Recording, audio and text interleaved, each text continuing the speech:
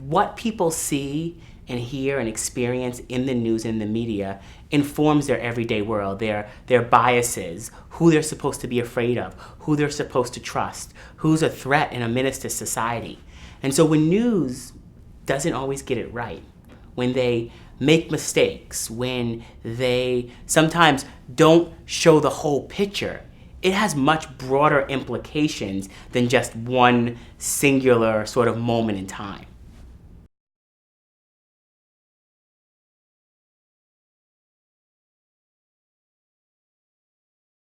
Words are incredibly important. That how people use different words on the air is important, but also like, phrases and turns of phrases and terminology and how everything from the use of words like thug to describe, certain folks, how crime is talked about in certain communities versus other communities. We actually have plenty of news stories that come up that are not about the police blotter, but they're about the larger issues of how crime is reported in our community and the ways in which our words and the phrases and the pictures and all the things that we sort of use to tell the story, sometimes tells us a skewed story about what's actually happening.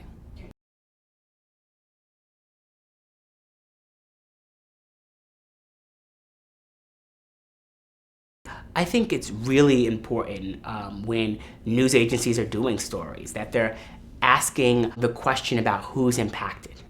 And they're going to the source and ensuring that the people most impacted are at the heart of the story. That the story is not just about them.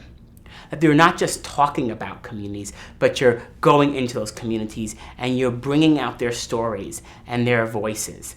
And I think that that is really important to telling the story, to humanizing folks who might be going through struggle, but also telling a story that's fair and complete.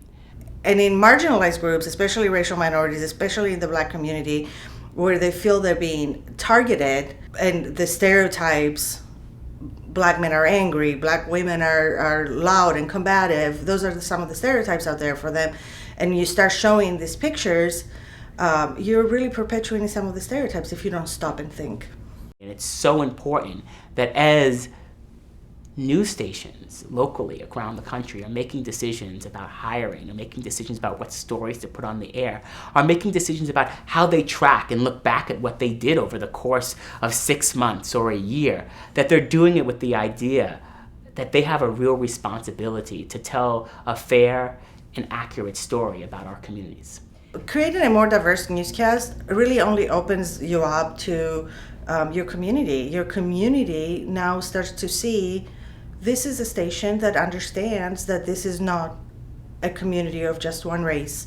This is not a community of just one ethnicity. This is a diverse community like most communities are. And this station is interested in all of us and wants to cover all of us and wants to hear all of our concerns and not just focus on one part of town or one part of one culture that's in town. When news is at its best, they're giving people the tools to be informed, to make good decisions, to be good citizens. That is news at its best.